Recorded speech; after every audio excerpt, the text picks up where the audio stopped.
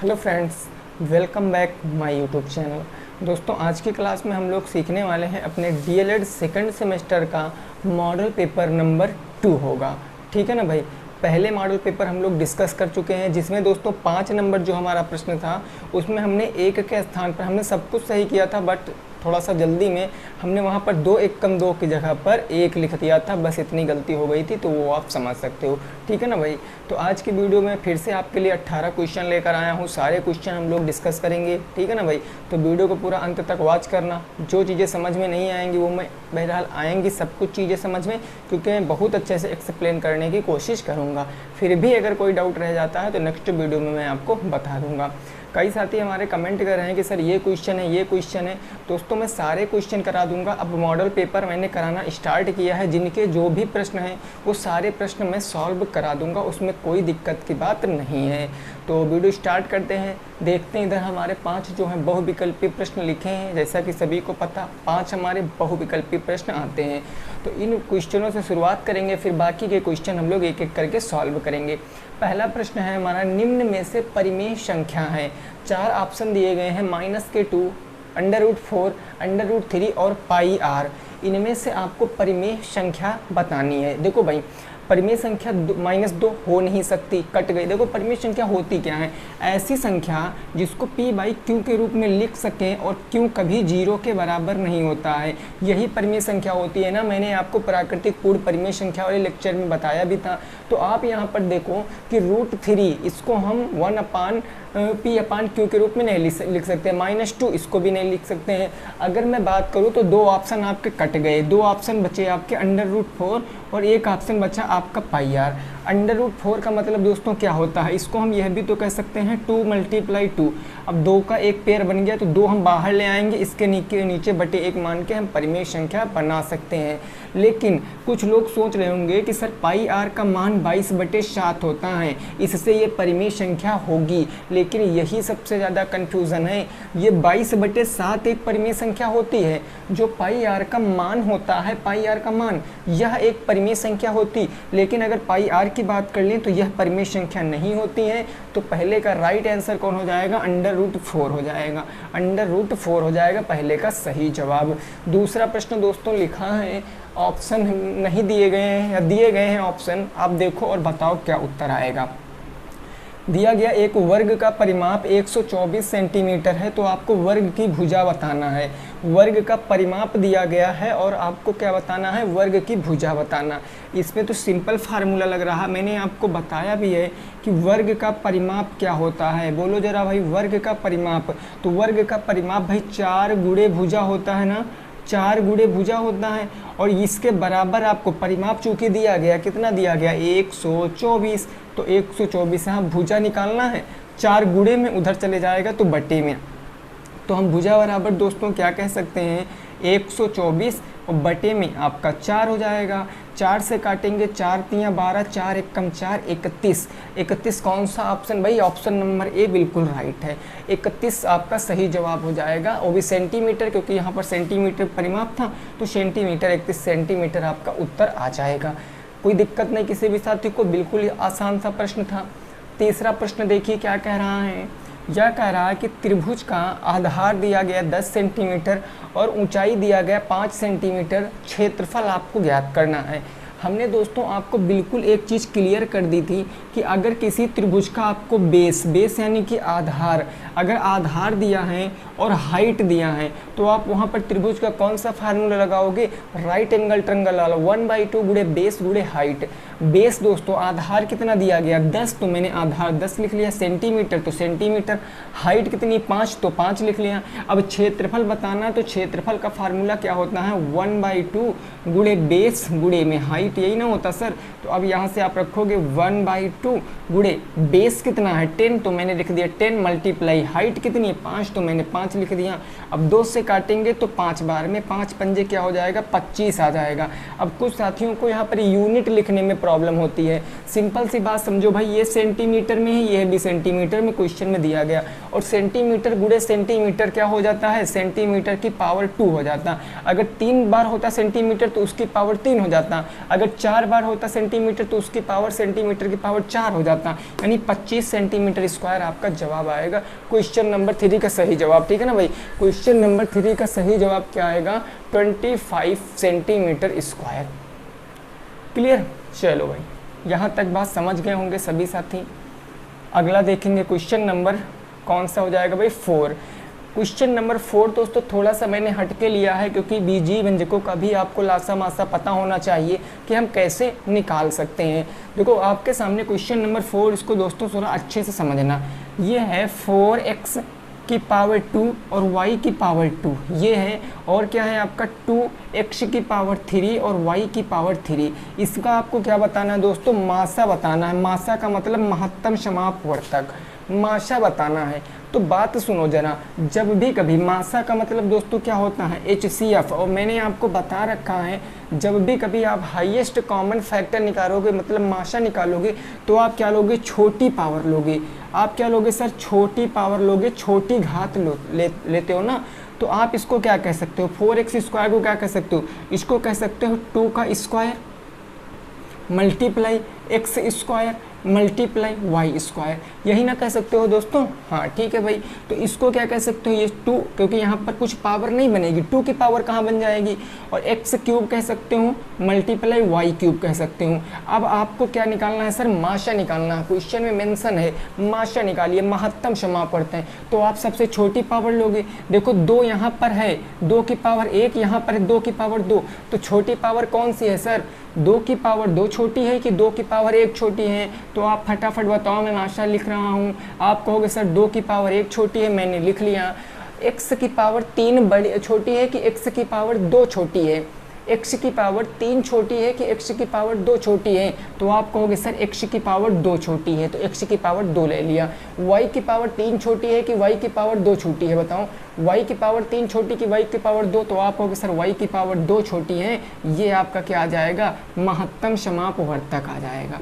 ये आपका महत्तम समापवर्तक आ जाएगा 2x स्क्वायर वाई स्क्वायर। अगर इससे आप इस पूरे को डिवाइड करोगे तो भी डिवाइड होगा, इससे आप इस पूरे को डिवाइड करोगे तो भी डिवाइड होगा, क्योंकि महत्तम समापवर्तक की परिभाषा होती वह बड़ी से बड़ी संख्या जो दी हुई संख्याओं को पूर्णतः विभाजित करे, और लघुत्तम समापवर्तक की वह छोटी से छोटी संख्या जो दी हुई संख्याओं से पूर्णतः विभाजित हो।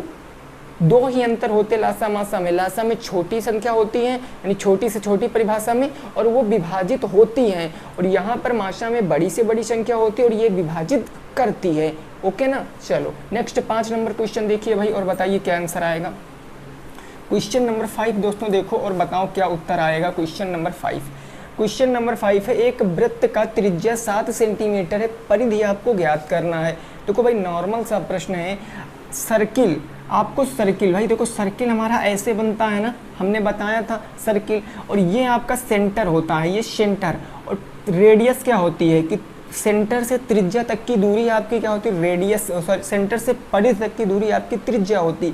तो इसकी ये हो गए r, और r की वैल्यू क्वेश्चन में कितना दिया गया, 7 सेंटीमीटर। आपको परिधि बताना, परिधि बोले तो ये बाहरी माप आपको बताना है, बाहरी माप। और परिधि होती क्या, वृत्त की परिधि क्या होती है, मैंने कई लेक्चरों में आपको बताया कि वृत्त की परिधि 2 पाई r होती है। अब यहाँ से वैल्यू रखोगे 2 पाई r की वैल्यू होती है 22/7 और गुणे में 7, भाई 2 पाई r की वैल्यू 22/7, r की वैल्यू 7, देखो 7, तो ये 7 से 7 कट गया, 22 दूना 44 आपका राइट आंसर आ गया। 44 सेंटीमीटर आपका क्या आ गया सर, बिल्कुल सही जवाब आ गया। जिनका भी ये था वो बिल्कुल करेक्ट है, ठीक है ना। तो हमने बहुविकल्पी प्रश्नों को डिस्कस कर लिए हैं। अब हम एक एक करके अपने दोस्तों थोड़े अलग प्रश्नों को सॉल्व करेंगे और बहुत मज़ा आने वाला है, आप बस यहाँ पर बने रहना। शुरुआत करेंगे हम लोग 6 नंबर क्वेश्चन से, और लगभग मैंने सभी चैप्टरों से क्वेश्चनों को इंक्लूड किया है। ऐसा कोई चैप्टर नहीं होगा जहाँ से आपको मॉडल पेपर में क्वेश्चन नहीं मिलेगा। बस आप मॉडल पेपर को सॉल्व करते रहिए, और भैया अगर एक आधे क्वेश्चन में थोड़ा बहुत मिस्टेक हो जाया करे तो समझ लिया करो यार, ठीक है ना भाई। देखो क्योंकि गुणा कराने में कभी कभी होता सब कुछ सही है लेकिन लिख गलत जाता है, बस इतनी दिक्कत हो जाती है। Question number 6। क्वेश्चन नंबर 6 दोस्तों है आपका सिंप्लीफिकेशन का क्वेश्चन है। 50 प्लस में बड़ा ब्रैकेट है, फिर है 100, माइनस में मंझला ब्रैकेट है 35, माइनस में 30, उसके बाद है आपका माइनस के 20, और ये सारे ब्रैकेट बंद। इसका जवाब आपको बताना है। इसका जवाब आपको बताना है 50 प्लस बड़े ब्रैकेट के अंदर 100 माइनस मंझले ब्रैकेट के अंदर 35 माइनस छोटे ब्रैकेट के अंदर 30 माइनस के 20। तो हमने आपको वी बोर्ड मॉस नियम पता रखा है। वी मतलब वेनिकुलम बार, वेनिकुलम बार यानी बार ब्रैकेट कहीं नहीं है। बी आता है, बी मतलब ब्रैकेट। तो आप देखो यहाँ पर ब्रैकेट के अंदर ब्रैकेट है, तो सबसे पहले हम इस ब्रैकेट को सॉल्व करेंगे। तो 30 में से 20 जाएगा तो 10 बचेगा, और 10 माइनस क्या हो जाएगा 35। ये आपका छोटा ब्रैकेट सॉल्व हो चुका है। अब आपका बचा मंझला और बड़ा ब्रैकेट। माइनस के 100 ये बंद, और प्लस में कितना आ गया 50 आ गया। ठीक है ना भाई। अब आप देखो यहाँ घटाओगे, 35 में से 10 जाएगा तो कितना बचेगा, 35 में से 10 जाएगा तो दोस्तों आपका 25 बच जाएगा, और माइनस हो जाएगा ये 100 हो जाएगा, और ये आपका हो गया, ये हो गया। कोई दिक्कत नहीं किसी भी साथी को ना। तो अब देखो यहाँ पर क्या बच गया, 50 बच गया, 50 बच गया, और प्लस में अब आप देखो यहाँ पर 50 प्लस में भाई यहाँ पर 2 भी है। ये मल्टीप्लाई दोस्तों यहाँ पर 2 है, छूट गया था। हाँ ये मल्टीप्लाई 2 है ना। ये ब्रैकेट के बाहर मल्टीप्लाई 2 चल रहा है, इसको भी नोट कर लेना। ब्रैकेट के बाहर मल्टीप्लाई 2 चल रहा है। अब देखो यहाँ पर आप प्लस में 50 बच गया तो 50 आपने लिख लिया। अब देखो 50 100 में से कितना 25 जाएगा तो कितना हो जाएगा 75 हो जाएगा। यानी ये हो जाएगा आपका यहाँ 75, और गुणे क्या बच गया 2 बच गया। अब आपको पहले ऐड नहीं करना है, ऐड नहीं करोगे क्योंकि भैया पहले मल्टीप्लाई आता है। तो पहले आप 75 गुणे 2 करोगे, और 75 दूना कितना होता है 150, यानी 50 प्लस में 150, तो उत्तर क्या आ जाएगा 200 आपका सही जवाब होगा। 200 आपका सही जवाब होगा। यही आ रहा ना था भाई सबका यही आ रहा था ना। इधर साइड में मल्टीप्लाई 2 है, ठीक है ना। क्वेश्चन में भी मल्टीप्लाई 2 है, क्लियर ना। चलो नोट करो, फिर आगे देखते हैं। 7 नंबर क्वेश्चन सिंप्लीफिकेशन का ही होगा, सिंप्लीफिकेशन का ही 7 नंबर क्वेश्चन होगा भाई, ठीक है ना। जल्दी से इसको नोट करो, जल्दी से दोस्तों इसको नोट करो। फिर अगला जो होगा वो सिंप्लीफिकेशन का ही क्वेश्चन होगा। मैं लिख दे रहा हूँ, आप सॉल्व करने की कोशिश करना। धीरे धीरे प्रैक्टिस करते रहिए दोस्तों, सब कुछ आप समझ जाओगे। क्वेश्चन नंबर 7 क्या है जरा देखो। 4/5, 4/5 और गुणे में आपका है 3/6। 4/5 गुणे 3/6 और भागे में आपका है, भागे में है दोस्तों 4/9, 4/9 और प्लस में क्या है 3/5, 3/5। इसको आपको हल करना है। जल्दी से हल करके बताओ उत्तर क्या आएगा। इसको हल करना है भाई, जल्दी से हल करके बताओ उत्तर क्या आएगा फटाफट तरीके से हम लोग इसका जवाब। देखो हमने बता रखा है कि सबसे पहले ब्रैकेट सॉल्व करेंगे, तो आप ब्रैकेट सॉल्व कर लीजिए। लेकिन उससे पहले आप इधर मल्टीप्लाई भी सॉल्व कर सकते हो, क्योंकि इतना पार्ट दोस्तों अलग का हो गया, इतना पार्ट अलग का हो गया। तो आप देखो यहाँ मल्टीप्लाई कराओगे तो क्या कुछ कट रहा है सर, कुछ कट रहा है, बिल्कुल कट रहा है भाई। ये हो जाएगा 2 3 6 और 2 दूना कितना हो जाएगा 4 भाई। देखो 2 दूना 4 हो गया, 2 3 6 हो गया, 3 से 3 आपका कैंसिल हो गया, तो कितना बचा 2/5 बच गया ना। देखो और कुछ तो नहीं कट रहा है। 2 दूना 4, 2 3 6, 3 से 3 कैंसिल, तो इस तरफ आपका बच गया 2/5 और भागे। यहाँ पर दोस्तों आप ब्रैकेट के अंदर सॉल्व करोगे, प्लस है तो लासा लोगे ना, 9 5 का लासा 9 5 कितना होता है 9 दूनी 18, 9 3 27, 9 4 36, 9 5 45, लासा आ जाएगा 45, 9 5 45, 5 चौके 20 प्लस में 5 9 45, 9 3 27 हो जाएगा। अब आप यहाँ पर देख सकते हो ये हो जाएगा दोस्तों 2/5 भागे में 20 और 27 कितना हो जाएगा 47 और बटे में 45। अब आपको पता है कि ये हम भाग के स्थान पर गुणे का चिन्ह लगाएंगे, ये संख्या पलट जाएगी, यानी ये क्या हो जाएगी 45 बटे में 47। ये सारी चीज़ें मैंने दोस्तों बता रखा ना 2/5। अब देखो क्रॉस में कट जाता है, 5 9 कितना हो गया सर 45 हो गया, तो ये कितना बच गया 9 दूनी 18, 18/47 उत्तर आ गया। 18/47 आपका उत्तर आ गया। जिनका भी ये आ रहा था वो बिल्कुल राइट है। 18/47 आपका राइट आंसर है। नोट करो भाई, फिर आगे पहुंचते हैं। 18/47 आपका सही जवाब है, इसको नोट करो। फिर आगे पहुंचते हैं अपने 8 नंबर क्वेश्चन पर। क्लियर हो गई ना बातें? चलो भाई वेरी गुड। अगला देखते हैं क्वेश्चन नंबर 8। देखिए कल की वीडियो में मैंने लास्ट में एक वर्ग अंतराल का क्वेश्चन लिया था, लेकिन क्या हुआ था कि वो वीडियो थोड़ा सा लेंथी बन गई थी तो रुक गई थी अपने आप। बट आज मैं उसको पहले ही करा रहा हूँ ताकि आप समझ जाओ। क्वेश्चन नंबर कौन सा होगा? 8। ये दोस्तों क्वेश्चन 8 ऐसा कह रहा है कि वर्ग अंतराल दिया है आपको। क्वेश्चन को समझना दोस्तों, ऐसा क्वेश्चन आता है, ठीक है ना। वर्ग अंतराल आपको दिया गया है, वर्ग अंतराल, ये वर्ग अंतराल दिया गया। उसके बाद आपको क्या दिया गया? f की वैल्यू दी गई है, ये f की वैल्यू दी गई है, इतना दिया गया सारणी में। ये दिया गया 0 से 10, 0 डैश 10, 10 डैश 20, 20 डैश 30, 30 डैश 40 और क्या है आपका 40 डैश 50। ये आपका दिया गया है वर्ग अंतराल में बनाए दे रहा हूँ। थोड़ा सा लेट लग जाएगा बट फिर भी आपके समझ में पूरा आ जाएगा। और ये दिया गया है 9, 12, उसके बाद आपका है 15, 9, 12, 15, 10 और 14। आपको बताना है समांतर माध्य। ऐसे दोस्तों सारणी आ जाएगी आपके पेपर में और क्वेश्चन में कहेगा कि निम्न सारणी का समांतर माध्य बताओ, निम्न सारणी का समांतर माध्य बताओ। तो सबसे पहले तो आप एक चीज़ बिल्कुल अच्छे से क्लियर रखो कि समांतर माध्य बराबर होता क्या है।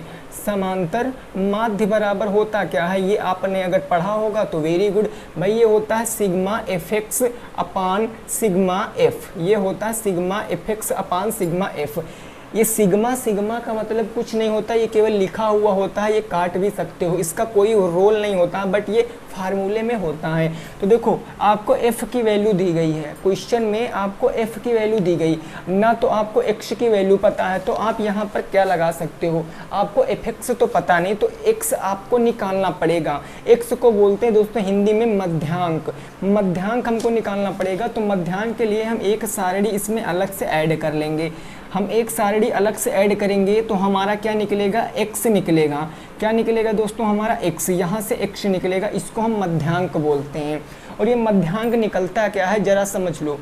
देखो अगर यहाँ पर कुछ नहीं दिया होता, अगर ये वर्ग अंतराल नहीं दिया होता ना, तो हम यहाँ इसका गुणा करके संचयी बारंबारता निकालते हैं ना। लेकिन यहाँ वर्ग अंतराल दिया है तो इसलिए क्या निकालेंगे?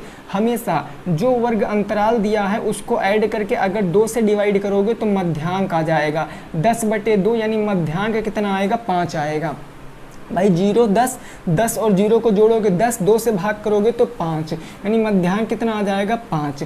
ऐसे करके अगर मैं 10 और 20 का निकालूं, 10 और 20 का, तो देखो दोनों को जोड़ देंगे, 10 प्लस में 20 और बटे में 2 कर देंगे तो ये आ जाएगा 30/2। अगर इसको काटेंगे तो 15 आ जाएगा। समझ रहे हो ना। ऐसे करके आप यहाँ पर निकालोगे 20, 30, 30, 20 कितना हो गया? 50, 50 को 2 से डिवाइड करोगे तो 25 हो जाएगा। यहाँ पर 40, 30, 70, 70 को 2 से डिवाइड करोगे तो 35 हो जाएगा। यहाँ हो गया 50, 40, 90, 90 को 2 से डिवाइड करोगे तो 45 हो जाएगा। अब आप यहाँ पर देख सकते हो दोस्तों कि आपको f और x की वैल्यू पता चल गई है। तो अब आपको चाहिए fx मतलब गुणे का चिन्ह। ये गुणा कराओगे आप, गुणा करा के आप यहाँ पर लिखोगे, क्योंकि भाई क्वेश्चन में देखो अगर सूत्र पता है तो समझते रहिए। यहाँ पर क्या एफ एक्स, इनके बीच में गुणे का चिन्ह है तो आप एफ और एक्स का गुणा कराइए। तो ये 9 पच्छे कितना हो जाएगा सर? 45 हो जाएगा। और 15, 12, 15 दूना 30 के 0 हासिल कितना आ गया? 3 आ गया। 15 एकम 15, 3 18, 180 हो गया। अब ऐसे यहाँ पर 25 पंचे 125 के 5 हासिल 12 आ गया। और 25 एकम 25, 10 35, 36, 37, 375 आ गया है ना। और 35 दहम्मा 350 आ गया। और ये गुणा करोगे तो 14 पंचे 70 के 0 हासिल आ गया 7। 14 चौके कितना होता है भाई? 14 दूना 28, 14 तिया 42, 14 चौको 56, 56 6 62, 1 63, 630 हो गया। अब आपको क्या करना है? इनका आप सम कर लीजिए। अब एफ एक्स का आप सम करोगे, ये दोस्तों एफ इंटू एफ गुणे एक्स आया ना, एफ गुणे एक्स आया है, मैंने लिख दिया एफ गुणे एक्स। अब आप इनको ऐड करो तो कितना आएगा जरा देखो। ऐड करेंगे दोस्तों तो यहाँ पर देखो हम इकाई अंक देखते हैं, 5 5 10 और 10 के 0 हासिल कितना आ गया? 1 आ गया। फिर दहाई अंक 8 4 12, 12 7 19, 19 1 20, 4 24 और 24 3 27, 1 28 के 8 हासिल कितना आ गया? 2 आ गया। सैकड़ा वाला अंक देखते हैं, 3 1 4, 4 3 7, 7 6 13, और 13 2 15, 1580 आ गया। ये 1580 एफ एक्स की वैल्यू आ गई। अब नीचे एफ, इसको सम कर लीजिए, एफ वाले को सम करोगे तो कितना आएगा, 14 और 15 15 कितना हो गया भाई, 14 15 29, 29 10 39, 39 40 41 10 51 और 51 8 कितना हो गया, 51 और 9 60 हो गया। ये दोस्तों आपका हो गया 60, ये 60। ये वैल्यू किसकी आई है, सारणी में देखो ऊपर लिखा, फिर भी मैं लिखे दे रहा हूँ, सिग्मा एफ की वैल्यू है भाई। सिग्मा अपने आप से लगा लोगे ना तो सिग्मा एफ की वैल्यू, और ये वैल्यू किसकी आई है, ये वैल्यू आप आई है सिग्मा एफ एक्स की वैल्यू, सिग्मा एफ एक्स की वैल्यू। अब यहाँ से आप मान रखिए और उत्तर बताइए। सिग्मा एफ एक्स कितना है सर, 1580, तो उसके स्थान पर हम 1580 रख देंगे, बटे हमारा कितना है, सिग्मा एफ है हमारा 60, तो हम यहाँ पर 60 रख देंगे। 0 से 0 कैंसिल हो गया। अब यहाँ देखो 6 दूनी कितना हो गया, 12 हो गया, 6 दूनी 12, 3 38 हो गया ना, 6 पंचे 30, 6 चाह के 36 हो गया, 2 बच गया, 20 हो गया, 6 त्रिक कितना हो गया 18, 26.3 आएगा। इसके आगे भी आ सकता, बट आगे हम सॉल्व करने की ज़रूरत नहीं समझते हैं। यही आपका क्या आ जाएगा, उत्तर आ जाएगा। देखो भाई 6 दूनी 12, 12 3 बचा 38, 6 चाह के 36 37 38, 2 बचा 6 त्रिक 18, तो 26.33 करके कुछ भी आ सकता है, बट इतना आपको समझ लेना है। जल्दी से दोस्तों नोट करो, फिर आगे पहुंचते हैं। इसको नोट करो, फिर क्वेश्चन नंबर 9 देखते हैं क्या कह रहा है और उसको भी हम लोग समझते हैं, ठीक है ना भाई। तो आपको क्या करना, जब भी अब कभी ऐसा क्वेश्चन रहा होगा तो x और एफ एक्स निकाल लेना और समांतर माध्य आप यहाँ से निकाल सकते हो। क्लियर बात ना। चलिए अभी ऐसा एक और भी मैं क्वेश्चन कराऊंगा, उसको आपको करना है, उसको आपको करना है। चलिए अगला देखते हैं 9 नंबर क्वेश्चन। 9 नंबर यही क्वेश्चन चलिए पहले कराए दे रहे हैं ना। क्वेश्चन नंबर 9, क्वेश्चन नंबर 9 दोस्तों आपको फिर से वर्ग अंतराल दिया है। आपको क्या दिया गया दोस्तों, यहाँ पर वर्ग अंतराल, मैं लिख ले रहा हूँ वर्ग अंतराल। ये क्वेश्चन मैं लिख दूंगा तो पहले आपको सॉल्व करना है ना, हाँ भाई तभी समझ में आएगा।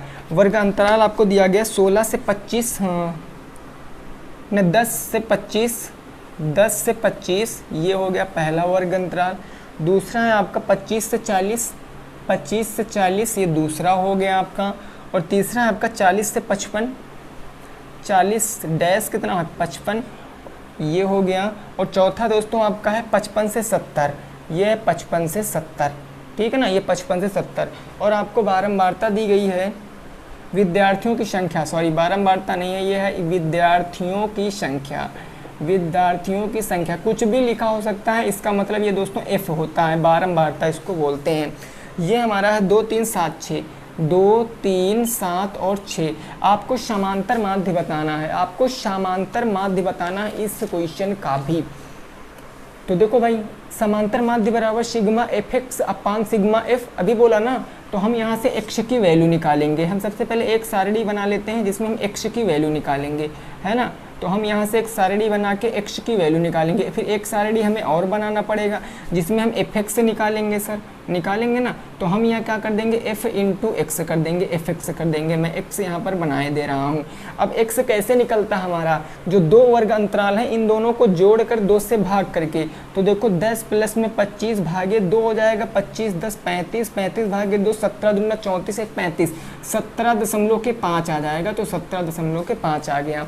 ऐसे करके दोस्तों आप 25 और 40 का निकालोगे तो 40 20 60 5 65 हो गया ना। देखो ये आ जाएगा 65 बटे में 2, भाई देखो 40 20 60 5 65, 65 बटे 2, 2 से काटोगे 2 3 6, 2 दूनी 4, 32.5 आएगा, 32 दूना 64 1 65, 32.5 आ गया, ये आ गया 32.5, ठीक है ना भाई। आगे 40 और 55 का आप निकालोगे तो 5 4 9 90 5 95, अगर 95 को 2 से डिवाइड करोगे तो 2 चौके 8 हो गया, 1 बच्चा 15, 2 सत्ती 14, 2 पंचे 10, 47.5, ये आ जाएगा 47.5 आ जाएगा। ऐसे करके आप 55 और 70 के बीच में निकालोगे तो देखो भाई ये आ जाएगा 5 7 5 12, 125 को 2 से काटोगे तो 2 छंग 12 हो जाएगा, 2 दूनी 4, 2 पंचे 10, 62, 6 दूनी 12, 2 दूनी 4, 62.5 आ जाएगा। क्या आ जाएगा दोस्तों, 62.5 आ जाएगा। अब आपको पता है कि अब हम एफ एक्स निकालेंगे। एफ एक्स का मतलब एफ इंटू एक्स करेंगे, एफ इंटू एक्स करेंगे ना, तो एफ इंटू एक्स करेंगे तो देखो क्या आ जाएगा भाई, 17 दूना 34 और 34 से कितना हो जाएगा 35, ये आ जाएगा आपका 35, क्योंकि 17 का डबल 34, आधा का डबल 1 35। अब यहाँ पर गुणा कराओगे तो देखो 3 पंजे 15 के 5 हासिल 1 आ गया, 3 दूनी 6 1 7 आ गया, 3 त्रिक का 9 हो गया, ये 97.5 आ जाएगा, ये 97.5 आ जाएगा। यहाँ गुणा कराओगे 7 25 35 के 5 हासिल 3 आ गया, 7 7 49 50 51 52 के 2 हो गया, हासिल कितना आ गया 5 आ गया, 7 चौके 28 28 2 30 3 33 हो गया, दशमलव 1 अंक पहले तो 1 अंक पहले यानी 332.5 आ गया। ऐसे यहाँ पर करेंगे 6 पंचे 30 के 0 हासिल कितना आ गया दोस्तों 3 आ गया, 6 दूनी 12 3 15 के 5 हासिल 1 आ गया, 6 चाह के 36 1 37 ये दशमलव तो 375 ये आ जाएगा, ये 375 आ जाएगा। अब आपको करना क्या है, अब आपको इसका सम कर लेना है, fx का सम कर लेना है। यहाँ पर जो भी नंबर आएगा, यहाँ पर जो भी नंबर आएगा उसको आप f वाले नंबर से डिवाइड कर दोगे, इस वाले नंबर से आप डिवाइड कर दोगे तो आपका उत्तर आ जाएगा। क्योंकि समांतर माध्य बराबर क्या होता है, सिग्मा एफ एक्स अपान सिग्मा एफ। तो एफ एक्स गुणा करा के लिख देना, तो इसका आप योग कर लोगे, जो आएगा आप इसके स्थान पर रखोगे, उसके बाद आप इसका योग कर लोगे, एफ का जो आएगा इसके स्थान पर रखोगे और सॉल्व कर लोगे। उत्तर जो आएगा वो कमेंट बॉक्स में रखोगे, है ना, उत्तर जो आएगा वो आप कमेंट बॉक्स में रखोगे, ठीक है ना भाई। चलिए इसको नोट कीजिए, फिर आगे पहुंचते हैं। इसको आप लोग नोट कीजिए, जवाब दोस्तों कमेंट बॉक्स में बताना ही बताना है निश्चित तौर पे, ठीक है ना भाई। इसको नोट कीजिए, फिर 10 नंबर प्रश्न देखते हैं। अब उम्मीद करते हैं आप ऐसे प्रश्न लगा लोगे, ऐसे प्रश्न लगा लोगे, उम्मीद दोस्तों करते हैं आपसे यही हम। चलिए अगला देख लेते हैं, क्वेश्चन नंबर 11। क्वेश्चन नंबर कौन सा होगा सर, वो होगा आपका 11, ठीक है ना, 10 होगा, सॉरी 10 होगा, क्वेश्चन नंबर 10। क्वेश्चन नंबर 10 है आपका 80 85 120 का एलसीएम निकालो। 80 85 120 का आपको एलसीएम, लीस्ट कॉमन मल्टीपल आपको बताना है, लीस्ट कॉमन मल्टीपल आपको बताना है। चाहो तो दोस्तों आप गुणनखंड विधि लगा लो, चाहो तो आप भाग विधि लगा लो, क्योंकि क्वेश्चन में कहीं ये नहीं कह रहा कि प्रॉपर आपको इसी मेथड से लगाना, ये कुछ नहीं कह रहा। और हमने कल ही बताया जब कुछ ना कहे तो जो विधि आपको सफिशिएंट लगे, जिस विधि में आप माहिर हो उस विधि का प्रयोग कीजिए। ज़्यादा लफड़ा नहीं मांगता कि हमको जो नहीं आता हम वो विधि लगाएंगे। तो हम यहाँ से सर कौन सी विधि लगा सकते हैं बताओ, हम यहाँ से सर क्या लगा सकते हैं, हम यहाँ से लगा सकते हैं फैक्टर विधि। हम 80 के फैक्टर करेंगे तो देखो 4 चौके 16 और 16 पंचे क्या हो गया 80 हो गया, 4 चौके 16 16 पंचे 80 हो गया ना।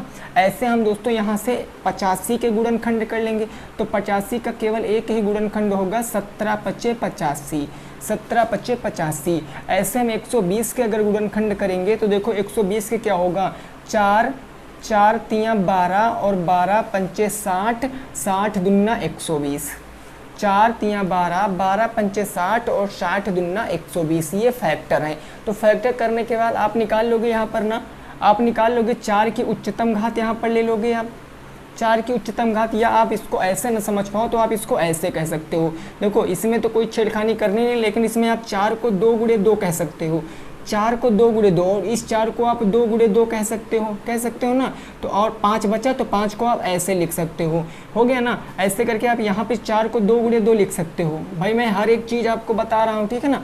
मैंने इस 4 को 4 गुणे 2 गुणे 2 लिख लिया, और मैंने यहाँ पर गुणे 3 था तो गुणे 3 लिख लिया, गुणे मैंने 5 लिख लिया, गुणे 2 लिख लिया। अब देखो वही तो आ रहा है, 2 दूनी 4 दूनी 8 5 40 और 2 दूनी 4 4 दूनी कितना हो गया 8, 8 दूनी 16, 16 पंचे 80, 4 चौके 16 पंचे 80, 80 ही तो आ रहा है। ऐसे यहाँ देखो 2 दूनी 4 तियाँ 12 पंचे 60 दूना 120। अब आपको क्या बताना दोस्तों, एलसीएम बताना है, लासा बताना ना, लीस्ट कॉमन मल्टीपल बताना। और इसमें क्या लेते हैं, सबसे बड़ी पावर, सबसे बड़ी घात लेते हैं।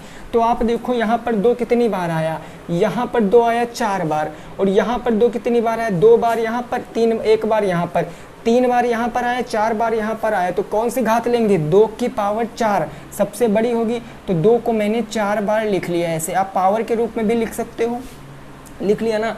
अब बात करते 5 की, 5 यहाँ 1 बार, 5 यहाँ 1 बार और 5 यहाँ 1 बार, इसमें सब में सेम है तो 5 को हम 1 बार लिख लेते। यहाँ 17 बचा, इसको हम ऐसे लिख लेंगे, क्योंकि एलसीएम में जितना कूड़ा कचरा होता है सब ले लेते हैं। और यहाँ क्या बचा, 3 बच गया, तो 3 को हम यहाँ पर लिख लेते हैं। देखो 3 बच गया था, 3 को लिख लिया।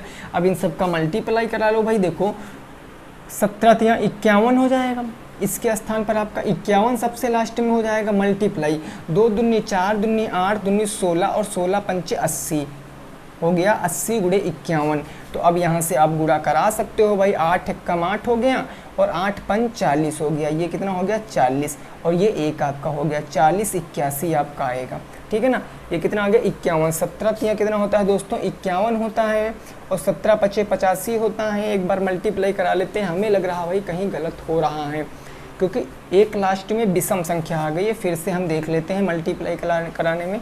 देखो यहाँ हमने सब कुछ लिख लिया, 17 भी लिख लिया, हमने लिख लिया 17 पचे 85, 17 10 पंजे 50, 7 पंजे 35, 50 80 5 85। ठीक है भाई, है ना।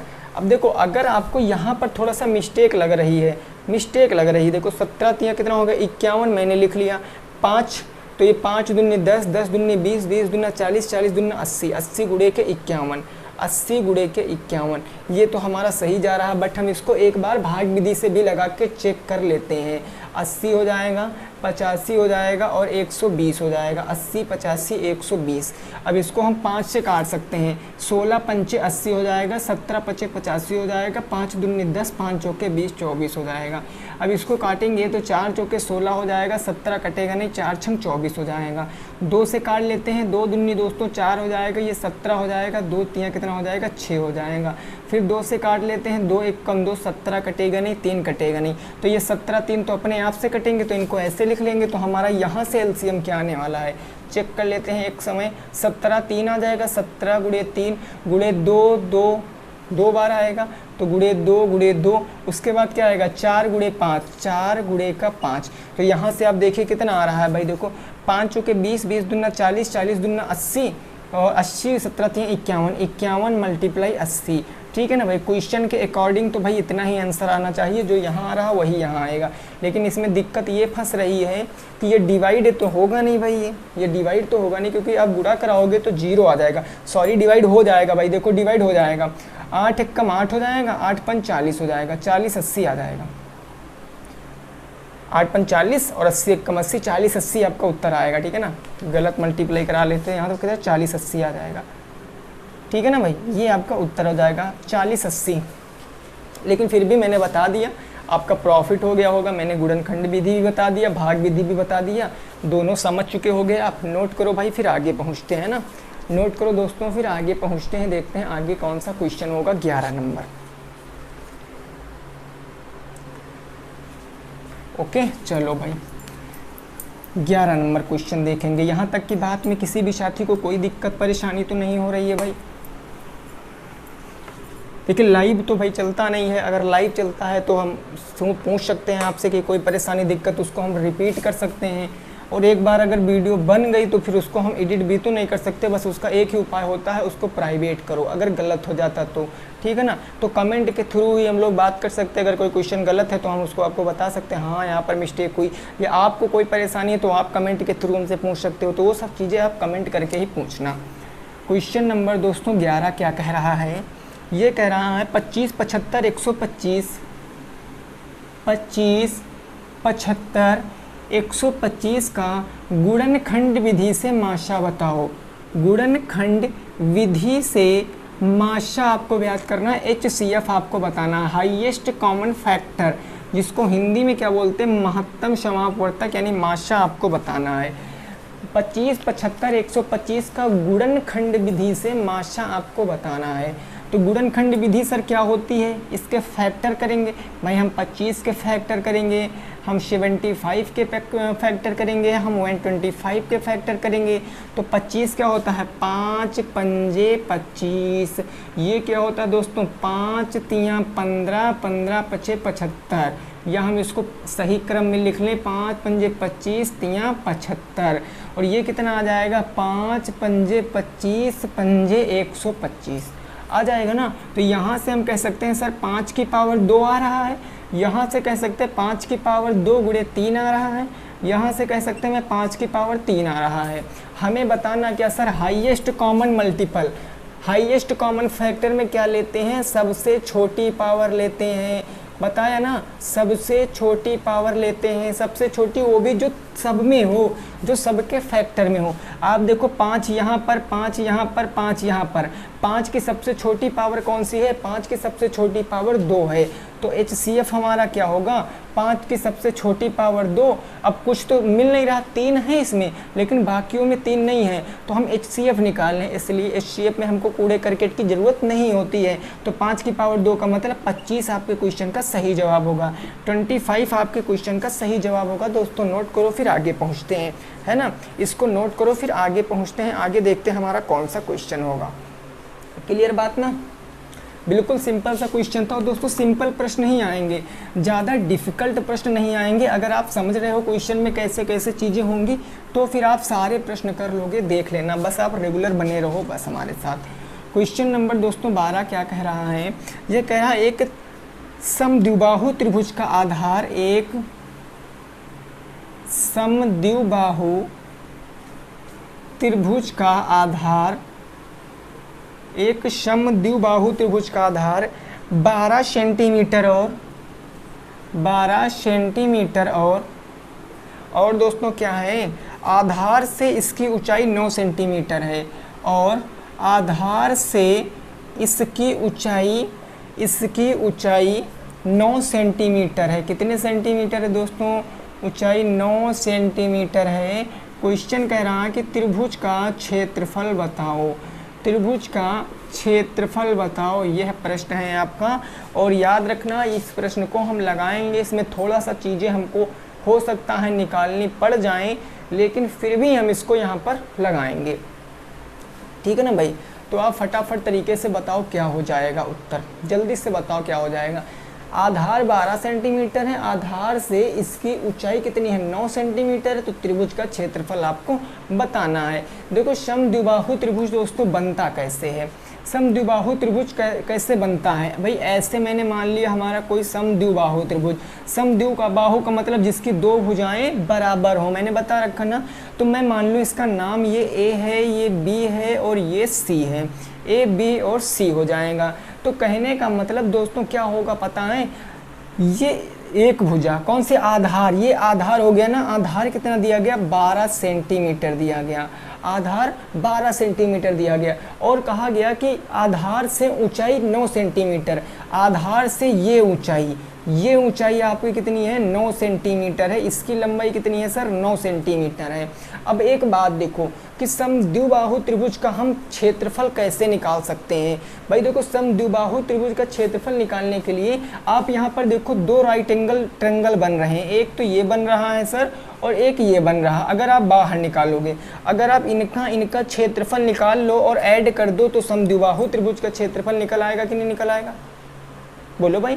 अगर आप इसका क्षेत्रफल निकाल कर ऐड कर दो, तो समद्विबाहु त्रिभुज निकल आएगा क्षेत्रफल की नहीं?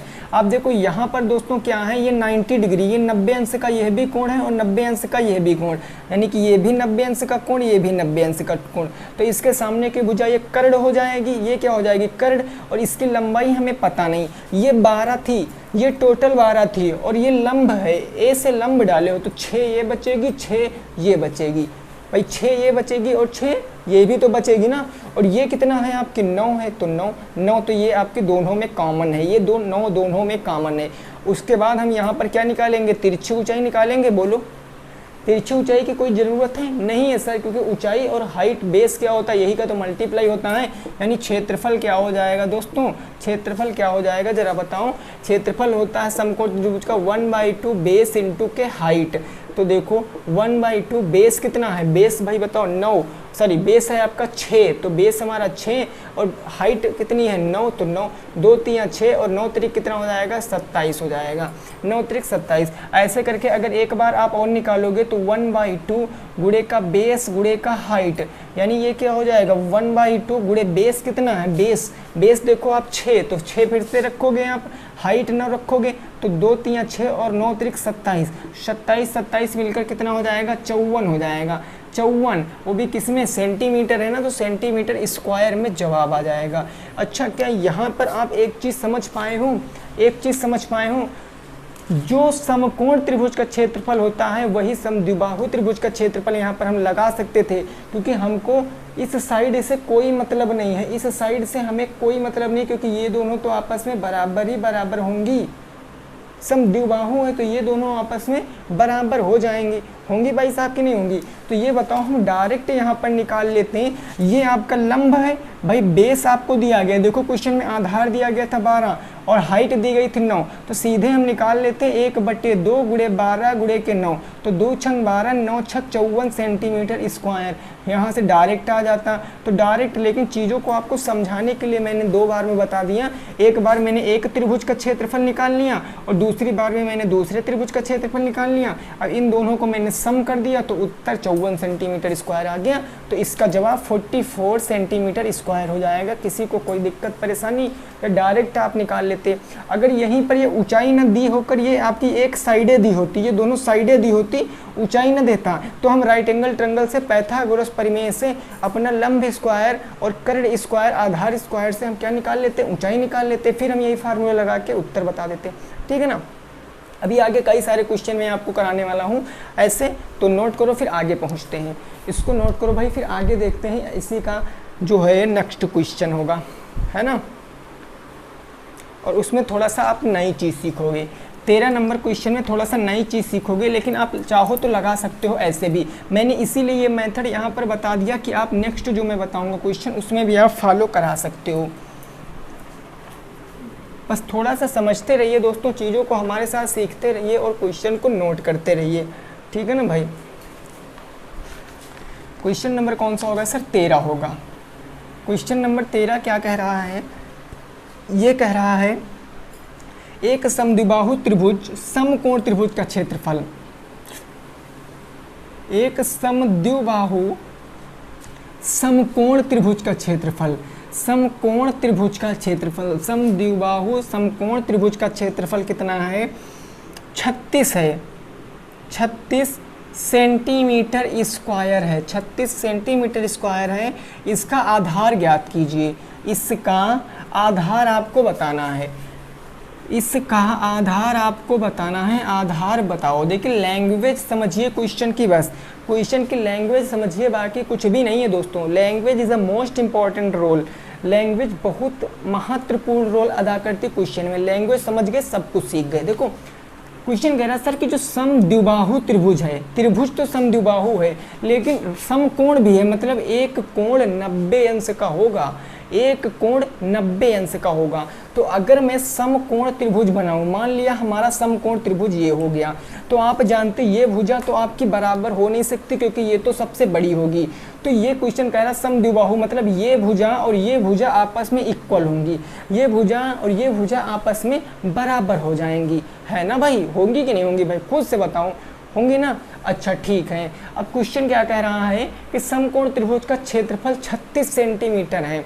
देखो जब भी कभी ऐसा कुछ दे दे समकोण त्रिभुज का क्षेत्रफल और आपसे आधार पूछे, तो सिंपल से आप निकालोगे कि क्षेत्रफल बराबर क्या होता है। सिंपल आप ये फार्मूला लगा दोगे कि क्षेत्रफल बराबर आधार का स्क्वायर, आधार का स्क्वायर और बटे में दोस्तों आपका 2 हो जाएगा। सिंपल यही फार्मूला निकालोगे, आधार का स्क्वायर बटे में 2। रखिए क्षेत्रफल कितना है? 36, तो हम 36 रखेंगे ना, 36 रख दिया।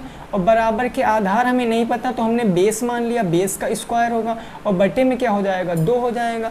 2 गुणे में इधर क्या आ जाएगा? बटे में आ जाएगा, और 2 बटे में इधर गुणे में, तो 36 गुणे के 2 बराबर के उधर क्या बचा? बी स्क्वायर बच गया। बी मतलब बेस का स्क्वायर। तो 36 दुना कितना होता है? 72 होता है।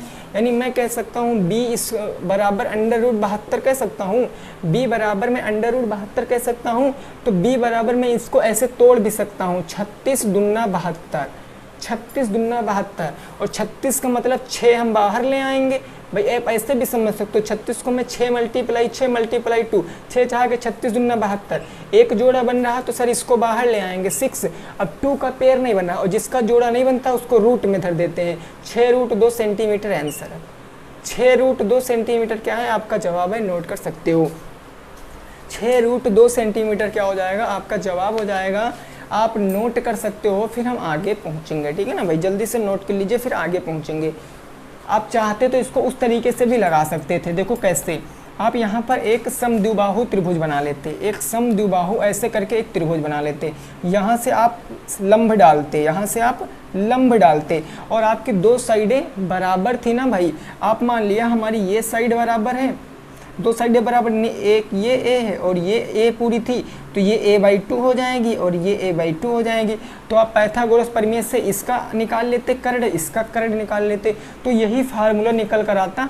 तो मैं सीधा फार्मूला ही आपको बताया दे रहा हूँ, क्योंकि माइंड डिस्टर्ब नहीं करना आप लोगों का, क्योंकि ये सब करने पे बहुत सीखना पड़ेगा आपको, वो आपके पास टाइम नहीं है। ठीक है ना भाई, नोट करो, फिर आगे पहुँचते हैं क्वेश्चन नंबर 14 पर।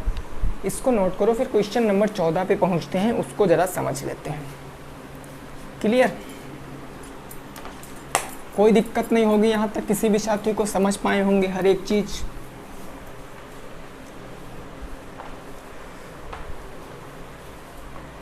देखिए सर, क्वेश्चन नंबर 14 क्या कह रहा है? ये कह रहा है कि 1 kg चीनी का मूल्य, 1 kg शुगर का मूल्य यानी चीनी का मूल्य, 1 kg चीनी का मूल्य कितना दिया गया है? तो दिया गया x प्लस में 8x। 1 kg चीनी का मूल्य x प्लस में 8x रुपया है, रुपया है। तो क्वेश्चन कहा गया है, क्वेश्चन कहा गया 3x plus 7, 3x plus 7 kg, 3x plus 7 kg चीनी का मूल्य क्या होगा? चीनी का मूल्य क्या होगा? अब कल वाली क्लास आप अगर देखे हो तो आपको पता होगा कि कल मैंने एक रेलगाड़ी वाला प्रश्न कराया था कि एक रेलगाड़ी की चाल इतनी है, वह इतने समय में कितने किलोमीटर जाएगी, यही तो बताया था ना।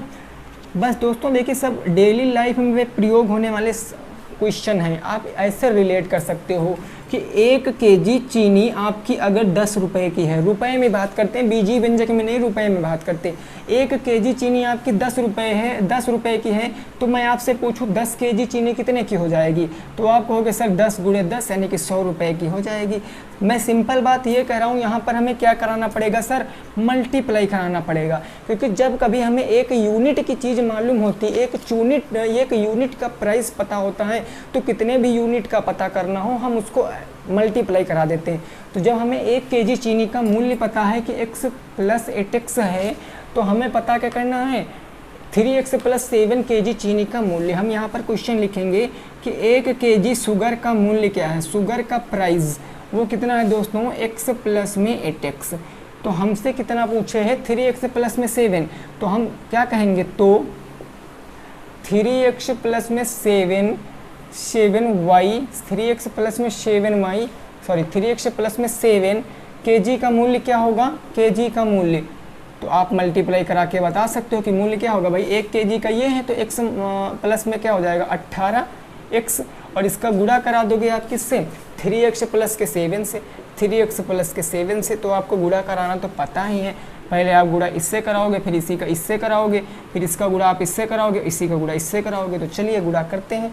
x का गुणा 3x से कराएंगे तो 3x स्क्वायर आ जाएगा, x का गुणा 7 से कराएंगे तो प्लस के 7x आ जाएगा, 18x का गुणा 3x से कराएंगे 18 × 54x स्क्वायर आ जाएगा, और प्लस में 18x का 7 से करेंगे 7 × 8 = 56 के 6, और 7 × 7 = 5 12, 17 × 8 = 126, ये हो जाएगा x।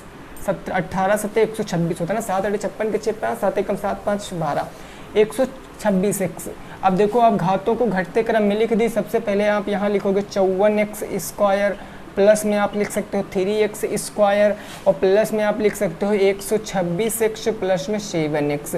अब आप जोड़ सकते हो यहाँ पर 54 3 कितना हो जाएगा दोस्तों? 57x स्क्वायर, प्लस में 126 तो 7 7 6 कितना हो जाएगा? 13, 133x, क्योंकि सजाती पद जुड़ जाएंगे तो इतने रुपए आपका चीनी मिलेगी, इतने रुपए की चीनी मिलेगी। ठीक है ना भाई? चलो नोट करो, फिर आगे देखते हैं।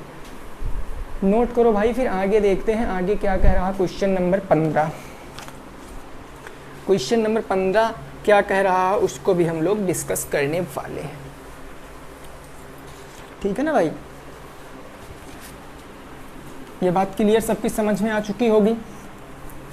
धीरे धीरे देखना, अभी दोस्तों टाइम है आपके पास इतना कि आप अपनी तैयारी बहुत बेहतर कर सकते हो।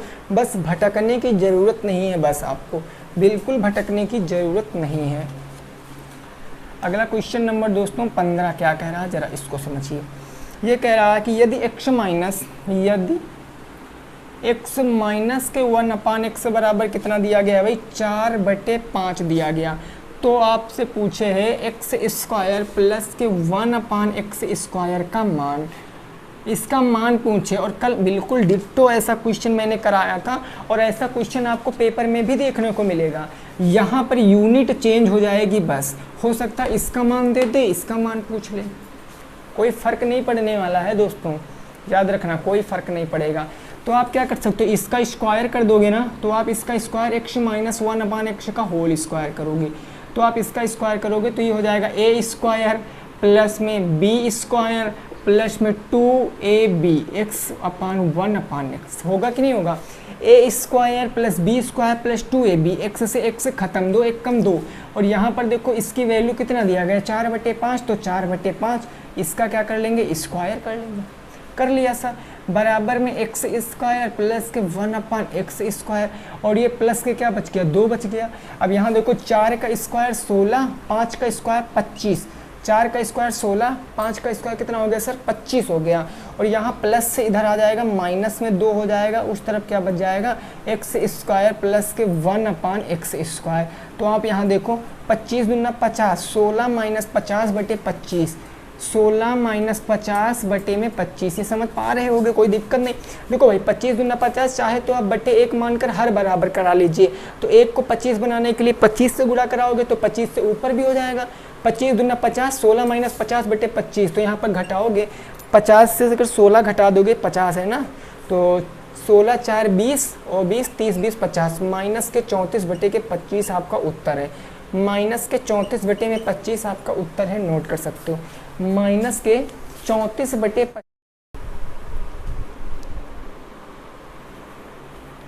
चलिए ठीक है ना भाई, यही आपका क्या हो जाएगा, उत्तर हो जाएगा। ये क्या हो जाएगा आपका उत्तर, शेषफल 0 आ गया, भागफल इतना आ गया। अब मैं आपको 2 क्वेश्चन होमवर्क के लिए दे रहा हूँ, आप उसको लगाओगे, ठीक है ना भाई। इसका आप स्क्रीनशॉट ले लिए हो, 2 क्वेश्चन जो है मैं होमवर्क के लिए दे रहा हूँ, उसका जवाब लगा के आप उत्तर में बताओगे, क्योंकि वीडियो हो चुकी है, टाइम हो चुका है, क्योंकि आपको खुद से भी प्रैक्टिस करना रहता है ना।